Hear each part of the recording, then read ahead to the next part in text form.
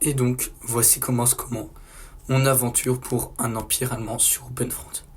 Je commence bien sûr à spawn en Allemagne pour pouvoir avoir un meilleur spawn et pouvoir bien sûr faire ma conquête.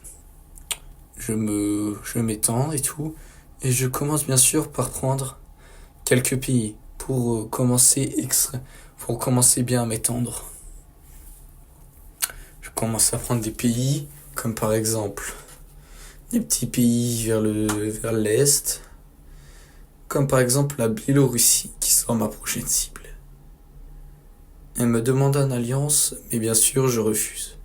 Comme d'ailleurs l'Italie et la Roumanie m'ont demandé. Mais bien sûr, comme vous me connaissez, je les ai agressés, je les ai détruits.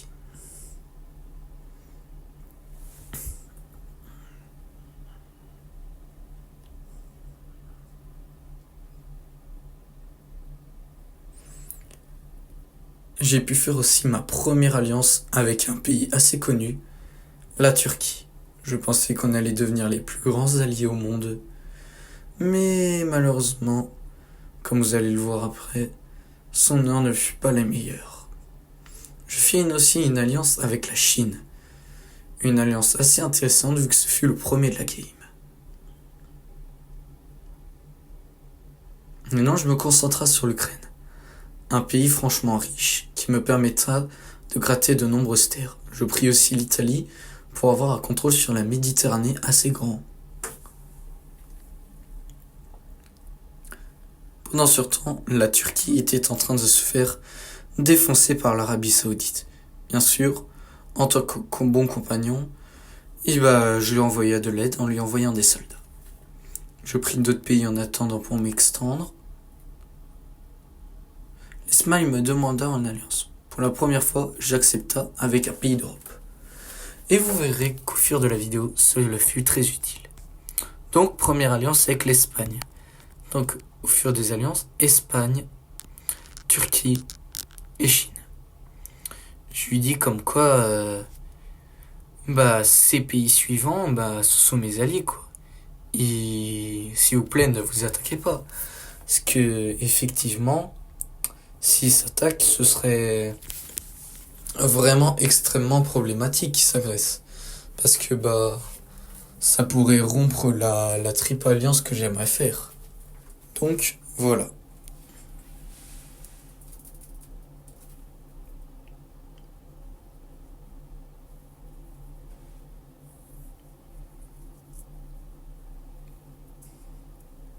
Et je fus bien sûr pareil avec la Chine pour les deux autres pays. Mais espérons pour la suite, bien sûr, qu'ils respectent mes ordres. Enfin, je crois.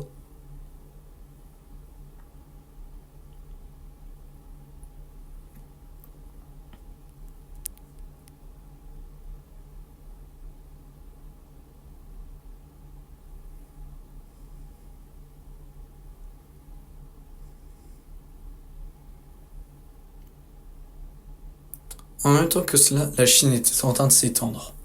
L'Inde était redevenue première. Fallait que j'aide l'Espagne, elle était en galère. Un pays du nom d'Irlande était en train de l'agresser. En attendant, moi j'attaqua la Russie. Et grâce à ça, j'ai pu m'étendre beaucoup plus facilement.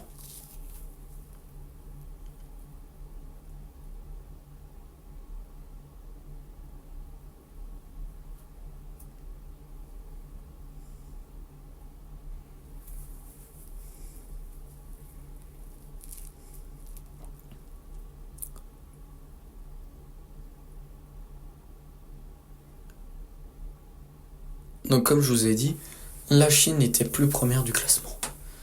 Mais bon, ça ne m'empêche pas de rester en alliance avec lui. Pendant ce temps, je continue la guerre avec la Russie et le Kazakhstan on se partagea avec le Kazakhstan le territoire de la Russie. Mais en contrepartie, grâce à mes alliances, la Chine a pu gratter du Kazakhstan et j'en ai donc profité pour en prendre un peu plus.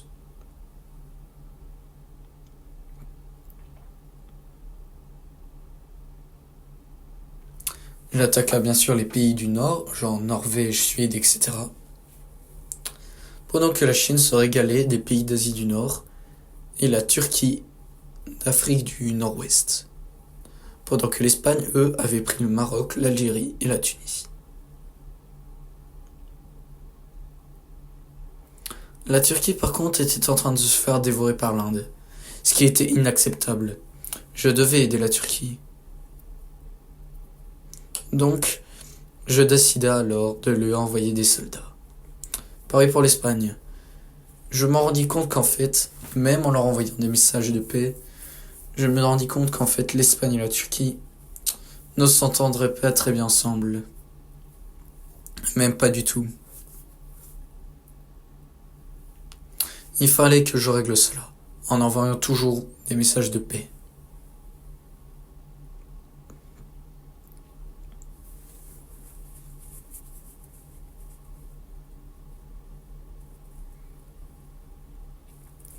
Malheureusement, ces messages de paix ne furent pas écoutés, et l'Espagne était en train de prendre des territoires à la Turquie. Ce qui fut un énorme regret car je pensais que la Triple Alliance était en train de se créer. Mais malheureusement, ce ne fut pas le cas.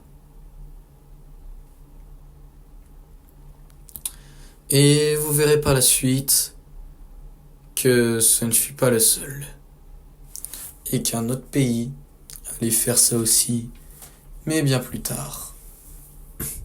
Donc, pour en venir à ça, l'Espagne avait pris presque la totalité de l'Afrique. Il restait plus qu'à la Turquie un tout petit bout de territoire qui était en train d'être pris par l'Inde.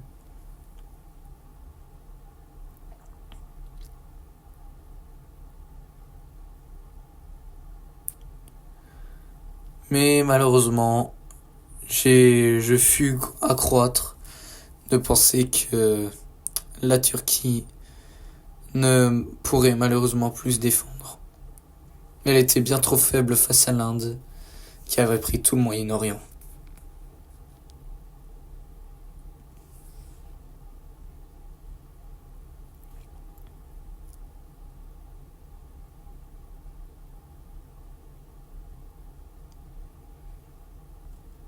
Étant au courant que maintenant il ne me restait plus que deux alliances, la Chine et l'Espagne, je demanda à la Chine d'ailleurs de ne pas attaquer l'Espagne pour bien sûr ne garder les alliances en vie.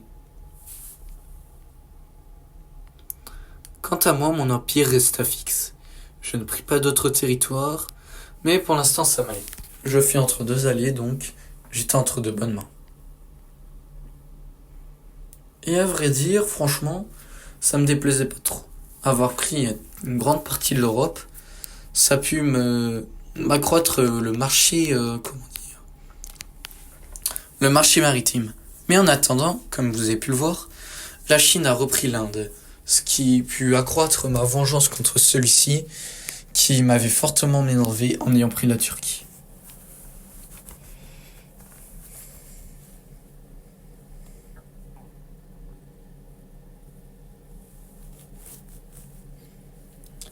Je vérifia quand même au cas où sur la Turquie était au cas où en vie. Mais malheureusement.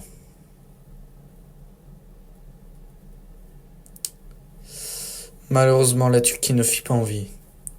Elle était bel et bien morte. En attendant, quelqu'un essayait de m'agresser. Bien sûr, je l'ai détruit. Mais franchement, qui oserait m'attaquer alors qu'avec ma position, j'étais le meilleur? J'étais le pays avec le plus de troupes. Je les avais bien sûr farmées grâce aux villes. La Chine et l'Espagne étaient normalement juste derrière moi. Bien sûr, la Chine et l'Espagne étaient là économiquement. J'envoyais alors ensuite des bateaux au Japon, sur les îles japonaises, pour pouvoir un contrôle sur les îles du Pacifique.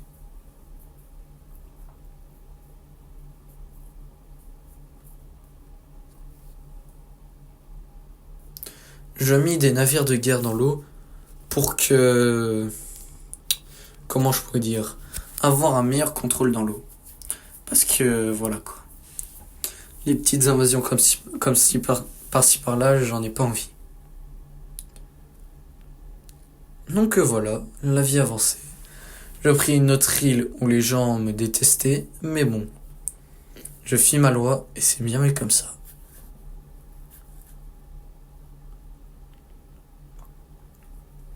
Comme vous avez pu voir dans le chat, mes bateaux n'étaient toujours pas arrivés. Ils ont certainement dû se faire détruire par des bateaux ennemis. Je pris donc la joie de normalement les accompagner par des bateaux de guerre. Mais j'avais un plan en tête. Prendre Cuba et en faire une base militaire. Pourquoi, me direz-vous? En prenant Cuba en tant que base militaire, je peux bien sûr étendre mon pouvoir et pouvoir voir un aspect, nocif et craint par les pays d'Amérique. Pour leur prévenir, attention, je suis là. Faites gaffe, je vais peut-être vous envahir. Et mon but, qu'est-ce qu'elle était? De tout simplement mettre des silos missiles pour leur foutre la pression. Rien que ça. Oui, des silos missiles sur Cuba. Ça ressemble beaucoup à un truc historique, mais bon, on va dire qu'on n'avait pas appris l'histoire à ce moment-là. Bref, je construis des petites villes pour admirer les soldats et pour pouvoir mieux commercer avec la Chine et l'Espagne.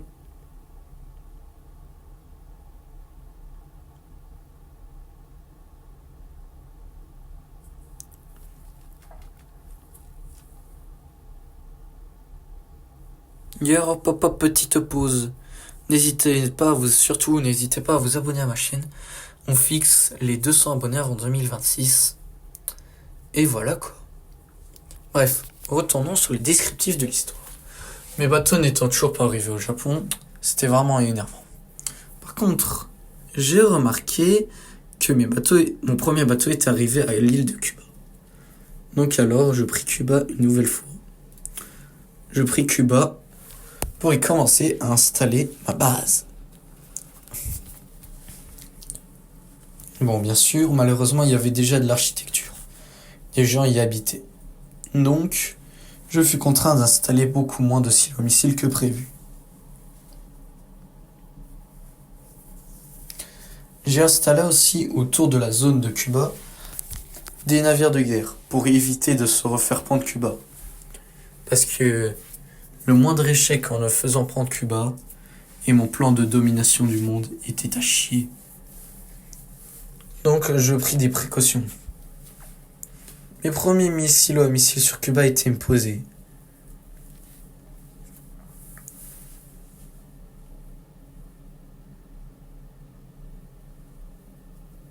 Maintenant le Japon était pris.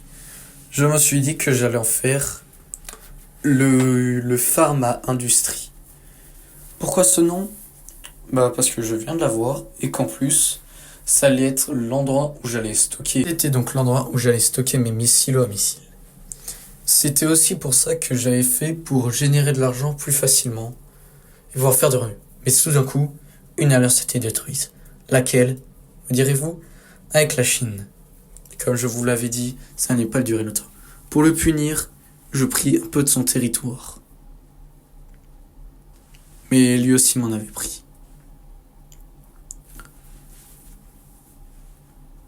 Donc je lui ai repris un peu pour me venger.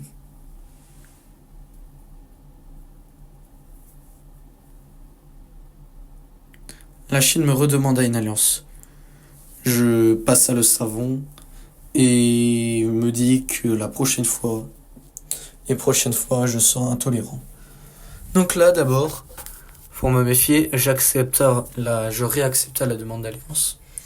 Mais cette fois-ci, j'ai pris des précautions en fermant mes barrières et en mettant donc des protections autour de mes frontières avec la Chine pour toute éventuelle réattaque de celle-ci.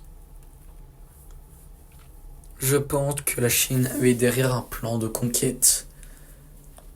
Mais bon, je n'allais pas me laisser faire. Et c'est pour ça donc que j'ai décidé de mettre des postes de défense pour pouvoir me défendre contre ces Chinois.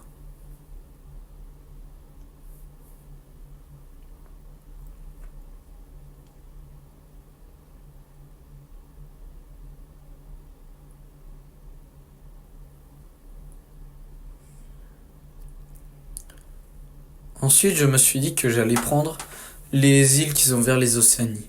Cela me permettrait peut-être d'agresser plus tard l'Océanie. Mais je me suis aperçu que c'était sous contrôle chinois et que j'allais prendre quelques îles. Tout d'un coup, j'ai décidé de cibler le Canada. Je me suis dit, c'est maintenant, c'est l'heure de les attaquer.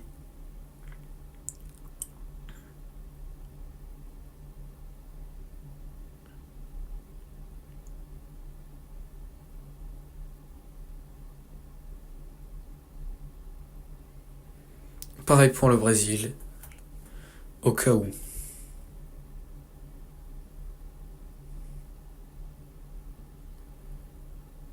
Le monde était bizarrement beaucoup plus calme. Rien de spécial ne se passa. Tranquillement, la vie continuait. Mes alliances avec l'Espagne et tout continuaient normalement.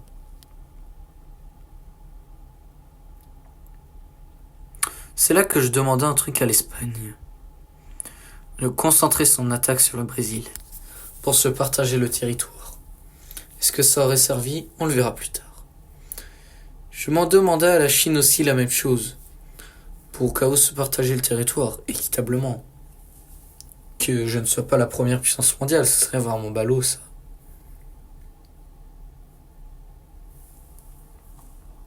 Bien sûr, je renouvelle les alliances, etc.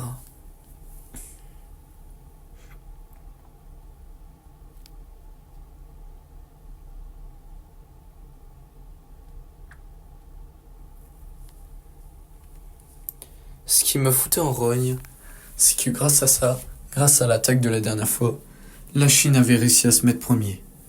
Premier du classement, bien sûr. Mais bon, je ne reste pas planté sur ça, et je fus ma première attaque plutôt vers le Mexique, pour pouvoir contrôler ce canal, et pour avoir un accès aux Amériques plus facilement. Je pris alors un petit bout du Brésil, et un petit bout du Mexique.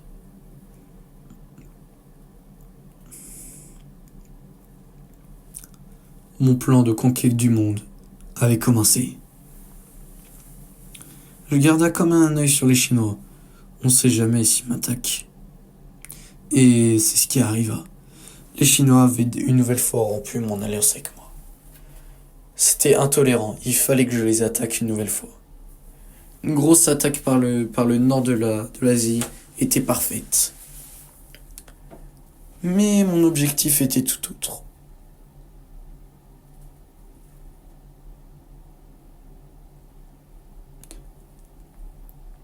Je décidai alors de tester ma première arme à feu, première bombe, la bombe à hydrogène. Elle a été très utile.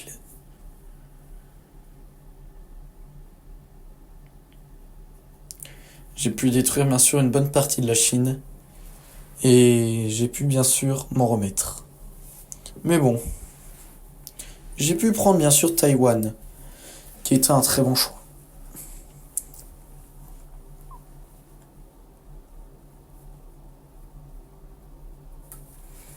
Mais à ma grande surprise, ils avaient cessé le commerce avec moi. Est-ce que je devais les attaquer ou pas? Telle la question.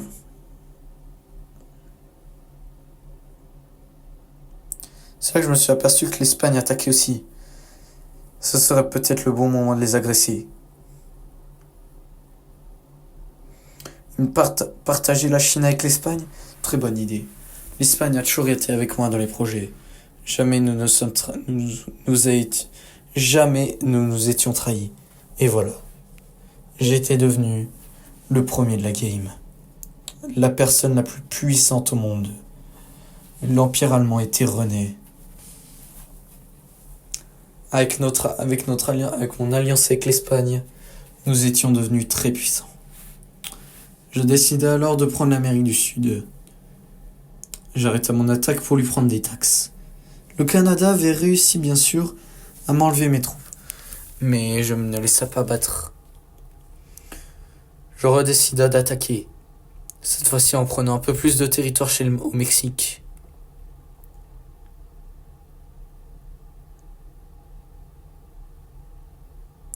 Je pris des villes et des silos missiles. Je suis enfin rentré au Canada. Les Américains ne pourront plus rien faire. Étant en contrôle sur eux, je me suis dit qu'on allait assez exploiter ça. Chaque fois que ça me plaisait, je leur prenais une partie du territoire. Ce qui, pour moi, fut pas mon truc. Il m'avait quand même demandé une demande d'alliance, là.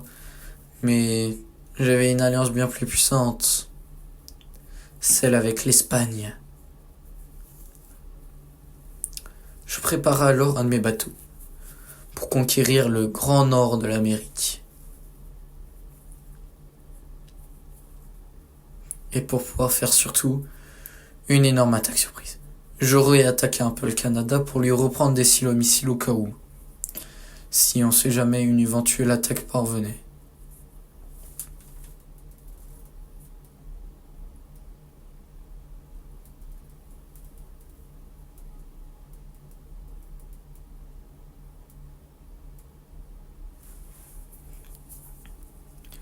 J'ai dit alors à l'Espagne qu'on allait se partager le Brésil. À ma plus grande surprise, avec mon attaque du bateau, nous avions pu terminer le Canada.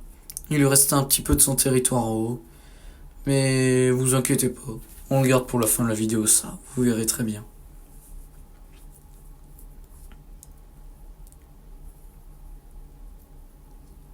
À ma grande surprise, l'Espagne ne voulait pas du Brésil.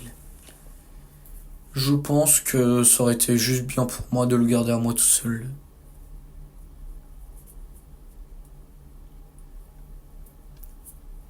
Mais bon, comme il voudra.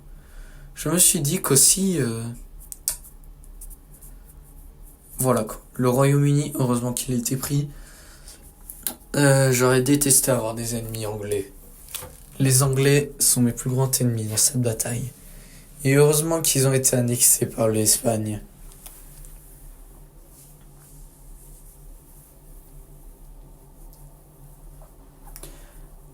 Tandis que là, le monde était calme.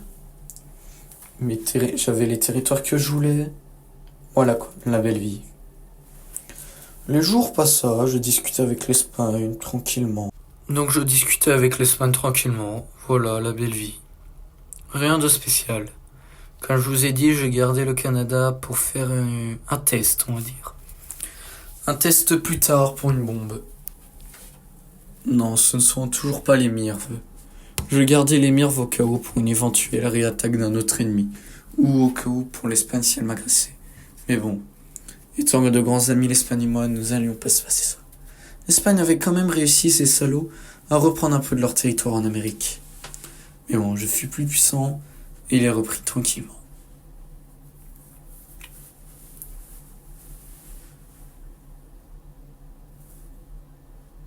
C'est là que je me suis vu qu'un petit pays émergent, un pays assez riche, avec un silo missile, c'était une énorme menace. Le Canada commençait à reprendre du pouvoir. C'était très dangereux. Et du territoire surtout. Mais bon, le petit pays m'intéressait énormément. Est-ce que je le prends ou est-ce que je le prends pas? J'ai pu prendre le Brésil entièrement. Il m'énervait un peu à m'agresser à H24 et à se rebeller. Donc voilà, les taxes c'est terminé, mais le territoire entier est à moi.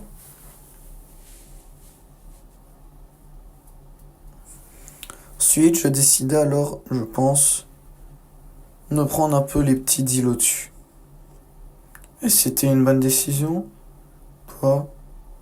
Eh oui, vu que j'ai décidé d'aller les prendre.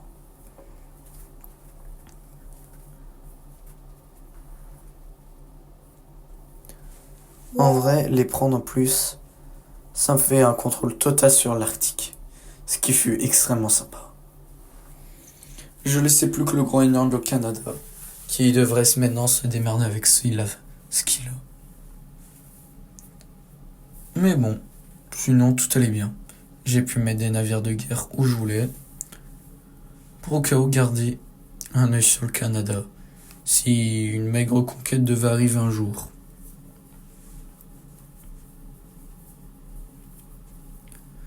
Et c'est là que je décida d'envoyer une nouvelle bombe, pour tester si la puissance était vraiment puissante. Et c'est là que je me suis rendu compte qu'en fait, les bombes à hydrogène n'étaient pas si faiblarde que ça. J'étais devenu accro aux bombes à hydrogène. Je vu quand même qu'il y avait des bateaux qui circulaient comme ça. Donc je me suis dit autant tester la bombe à hydrogène dans l'eau pour si elle marchait. Effectivement, ça marchait bien. Bon, certes, j'ai détruit un peu de mes bateaux et ceux de l'Espagne. Mais bon, à ce que je vois, il m'a toujours pas agressé, donc ça va. Donc comme quoi, même les petites alliances comme ça va. Même les petites bombes à hydrogène sur leur bateau de guerre, ça va. Et je sais pas si vous voyez, mais la Chine est toujours vivante. Bon, bien sûr, je les ai laissés. Moi et voilà, abonnez-vous.